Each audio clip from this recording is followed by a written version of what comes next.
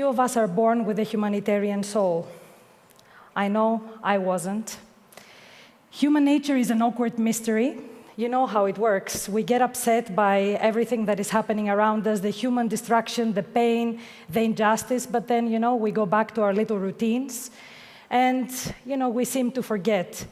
The journey is, roughly the following. We receive the external stimuli, we start processing, we reject some of it, and we put some on the back burner. But then there is this incredible defining moment of epiphany. Now, I'm sure you all expect that I'm going to tell you the story of my epiphany, and I'm probably going to be telling you things you don't expect to hear, but my moment was a little bit unusual. When we get the epiphany and we know we have to go on the other side, we have to cross over, and when we don't see the world with the same eyes and we go on the doer side, we start realizing that we need to be active. In my case, it was more of an invasion of my comfortable life until then. So I left Greece in about 1992. I told my mother I was going away for a few months just to test the water. She's still waiting for me. And I wanted to see how life was away from the comfort zone. So I went aspiring to have a career with an international hotel company, and I traveled around the world. And then in 2000, I found myself in Dubai. Now, Dubai, you would agree with me, is not exactly the traditional place where you expect the seed of giving to be planted in you. So I arrived, it was full of wealth and flashy cars, and soon after, I was dragged into one of those social tea parties, which was led by a fiercely powerful woman called Laila. She was from Egypt, and I wasn't exactly sure what I was doing there, but before a few minutes had already gone by, I discovered this was an undercover recruitment drive. Laila was asking for full commitment for a new initiative called Love for All. Laila didn't care about geography. Laila didn't care about language. She didn't care how many charities, initiatives.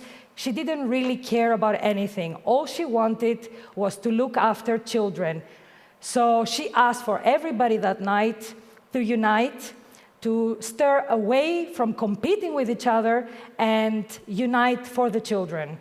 Now, I went to a tea party, and I was being recruited. So I had just arrived. I had 2 children, a newborn and a 2-year-old. I had already said yes to a full-time job, and I was very hesitant. But you have to know something else about Laila. No one says no to Laila. So my inspiration for starting to do fundraising and charity was actually out of fear. But in all honesty, the first time I saw Laila being embraced by all these children, and they had so little less than adoration in their eyes, I realized why she was doing it. Then I got my first hug. Now, that was a defining moment. That was my epiphany. I took this newly found passion in Southeast Asia. I went to Cambodia, Thailand, Singapore. Biggest love affair was a very low-key special needs initiative in Kuala Lumpur, Malaysia.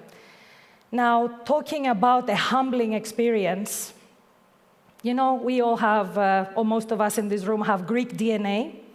So when we join this cause, the first stage is we work for something abstract and we don't really know. We know we're doing something good, but we don't know exactly what's happening.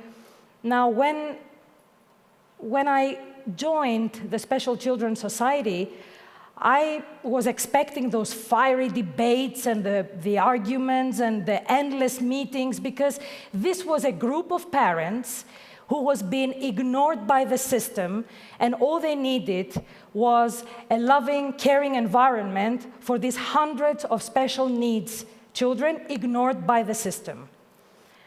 I was humbled every day. I learned quiet power, determination, accepting rather than defying is actually working better. You don't need to go out there, you don't need to make noise, you just need to stay focused. I was being humbled and humbled and humbled, and I was in awe of all these hard-working parents. I discovered the true sense of volunteer work, and I moved on to becoming a better person, I think. Now, Arabian Gulf, Southeast Asia, so where is Greece? What happened with Greece? I went back to Dubai in 2009, and the bad omens were everywhere. Desperate calls, things were starting to change, family being very upset, in trouble, friends calling me, asking me for any type of help. Now, was it again the Greek drama magnet? No, this time it was different. This time I knew that my country was going into a lot of trouble. Again, I'm going to disappoint you. My second epiphany was not what you expect. I was actually, at this age, you know, we all get flooded by these Facebook school reunions invites, and being far away, I couldn't really join, but this time I thought, well, I need to reconnect with my friends. So there I was, and I reconnected with a very good dear friend of mine, who I hadn't seen for 30 years, Tassos. Tassos was working as a volunteer at a Greek NGO at the mobile unit section, and we spent the whole evening talking about everything that he was facing and confronting, and I was listening to him, and I was thinking, what is he talking about, you know? I've been in the region with tsunamis, I've gone to third world countries, I've seen disasters and social injustice, and is he talking about Greece? Is he talking about my own country? Well, then he said, you know what? If you don't believe me, come and walk with me the streets of Athens. And I did. And this is what I saw. These are photographs that are being taken by our own volunteer photographer, Solonas Malkas, and he's taking photographs every day when we go out. So the next step was, okay, start talking to these people. And I did. I started talking to these people, and what came back was my second epiphany, because they said, you label us because it's convenient, but this is not an accurate assessment of who we are and why we are here. This is not a master plan. We didn't decide that we were going to live on the street or be in what we call these days the street situation. We are here because of a moment, because of a need. And we need more humility, we need less lecturing. We need you to hear, and we need to understand that you don't believe you know everything. We need to sit down, and when our imperfect paths, yours and ours, meet, be humble, listen. What you think is my need is not what I need from you. Now, the answer to that, obviously, was this feedback, this overwhelming feedback, and the answer was for us to invest on the streets, and that's how Emphasis Foundation was born. Very simple, very humble. It's called social street work. So we go to them. We go to them. We don't expect them to come to us. We are there every day on the street. We ask them. What do they need? Sometimes they just need to talk. They don't need fixing necessarily. They need somebody to care. They need somebody to inspire the hope that there is a way out. Now, we support, but ultimately the choice is theirs. We support by empowering them. We love what we are doing.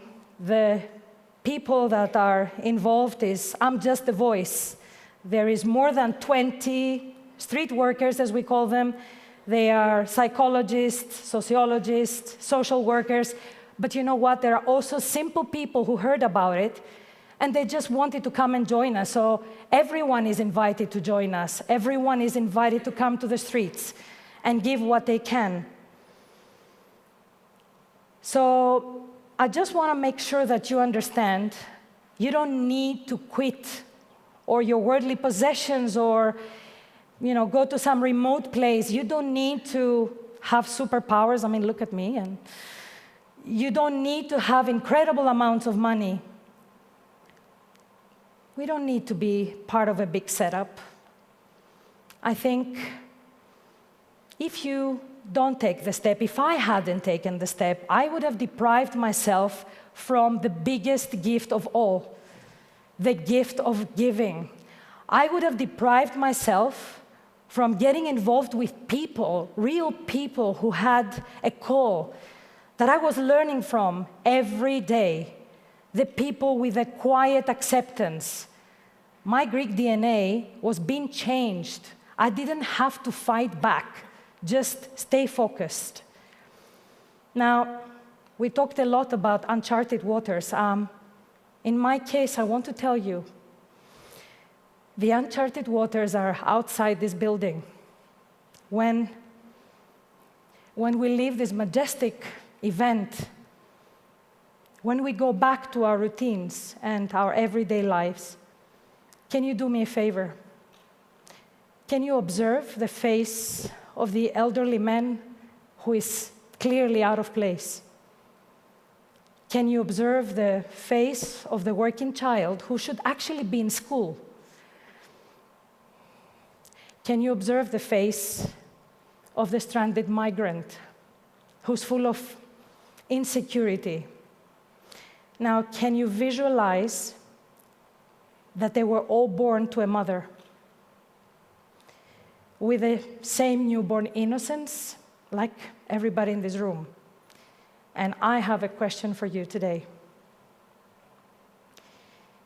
Imagine that this person was one of your loved ones, one of your family, friends. How grateful would you be if someone would have just stopped by, simply stopped by and offer help? And I'm asking you again, can you be that person? Thank you very much.